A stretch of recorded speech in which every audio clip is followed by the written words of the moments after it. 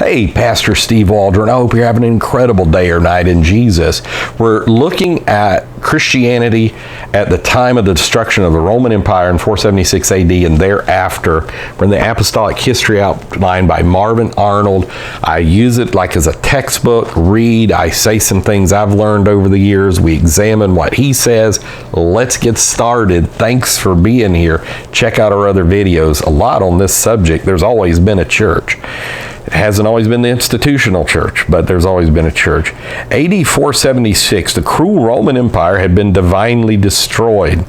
And, I mean, that's fascinating to read. Bred in circuses. As the Vandals and the Goths and the Gauls were in the gates, they were in the Colosseum cheering the circus and the games. I mean, pretty wild. We'll be doing the same thing. I mean, the country will be destroyed and there'll be football games and stuff. Thus, Jerusalemic Christianity could be more spread, and spread it did. There were monotheistic Ebionites in Palestine with the Christ water baptism, according to Neander, page 234. That's kind of the consensus now. Ebionites, it means like the poor Jews. These are poor Jewish Christians. Some people say James was actually the head of this group, before he was thrown down off the temple by other Jews in 62 AD or whatever, according to Josephus, that they didn't necessarily believe in the deity of Jesus. Now, when I first started studying this in the 80s, that was not the predominant view. That's kind of the coalesced view now, and I think it's probably not right. I think the correct view is more nuanced, and I would say that some people called Ebionites were probably oneness Pentecostals, but because of, and I go through this all the time, but I think it bears repeating, because of the lack of the printing press, the lack of communication, electricity, the lack of travel, there was massive nuances. So we tend to look back and say, Ebionites believe this. On the ground, in maybe hundreds or even thousands of different congregations and home churches, there could have been enormous varieties of belief even within those individual congregations. So I think some Ebionites probably were apostolic. Origen hated them. Now, Origen's from the 200s AD. Acts 15, 1 through 5 describe them. They were the apostolic faith. AD 497, note, we see now that upper room faith, meaning primitive Judaic Christianity of Acts 2, consisted of a number of fraternally linked communities of pious organizations. And that's in H. Joachim Schup's The Religions of Mankind, pages 275, 276. Because not only are they in China, Afghanistan, India, on and on, North Africa, they're in Arabia, because, I mean, Muhammad knew of non-Trinitarian. You know, he married Khadijah, who was an ex-nun, but he knew of non-Catholic Christians. Now, some of them were like followers of John the Baptist, too. I think there's still some of those around, and I'm not talking about the Baptist. But anyhow, we refer to monarchian, patripassian, and Sabellian bodies. Now, we know, too, you go through, and I love Weiser primarily for doing this. Bora does it as well. Weiser's a real pioneer in this. And I can't find, he's got a particular thing. Like, okay, you go through different various church councils and decrees of popes, and they're constantly condemning Sabellianism and groups associated with Sabellianism, like 697 Council of Toledo, or whenever that was, 681 AD. Well, why are they doing that if it didn't still exist? You know, so it's giving evidence that these were still, and it'll say it was numerous in this area, Galatia, or wherever the case was. They held older apostolical traditions, according to Neander, page 127, and used Christ's name exclusively. They held the Church of Rome to be the anti-church, Neander 125, 127.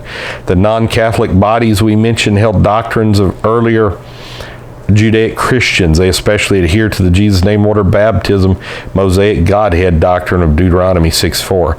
The Catholic system cast them out of what is vain hierarchy called the Cathedra Petri, Neander 124 to 127.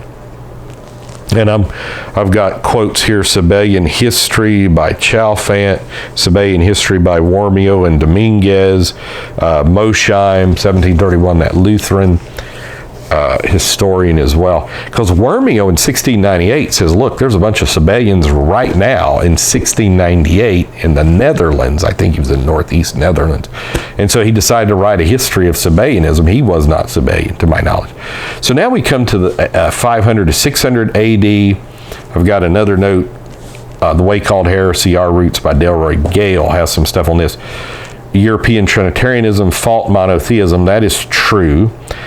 Catholic invented Trinitarianism, called more mass deaths, over 68 million, than any other thing.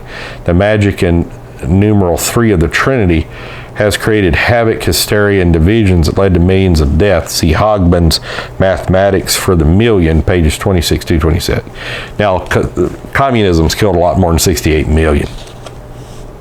Few people realize that anti-Semitism, which led to the Inquisition of Spain with its auto de fe and quemaderos, and bred anti-Semitics like Catholic Ferdinand and Isabella, Torquemada, and Hitler. Now, I was just reading somewhere like Columbus may have had some Jewish blood in him. I don't know. You read different things about Columbus. I mean, I just try to read like his diaries. I want to hear what the guy says, not what people are saying about him. I want to see what Columbus actually said. And I don't know, it seemed like real Christian in a certain extent. And Hitler, somebody told me there were oneness people starting in 1506 that Columbus had brought over on his 4th trip. I can't remember all that. I don't want to get in. I know who told me that, but I don't want to say publicly. Stemmed from Rome's Trinitarianism. See Ed A. Syrian, The Popes and the Jews in the Middle Ages. Macmillan, 1965. Clovis is an emperor. Now, see, I've read Clovis was baptized in Jesus' name. His whole group was 4,000 soldiers. But I've read some things written a few decades after that tried to backdate that, said no, he was baptized as a Catholic, all this.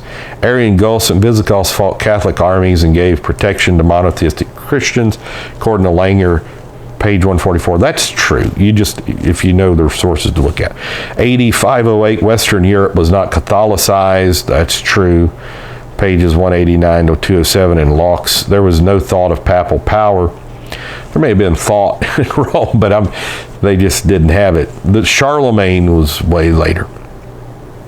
Harnack wrote, and he's good. He's very authoritative in a lot of ways. Catholicism is a Greek product and a Christian dress, a Greek religion under the alien influence of Christianity. That's under What is Christianity? 221. This will be a good place to stop because we come to the Justinian Code, which I get told is still the basis for European laws of this day, which was death to people who did not believe in the Trinity like me. So God bless you. We love you. See you later. Bye-bye.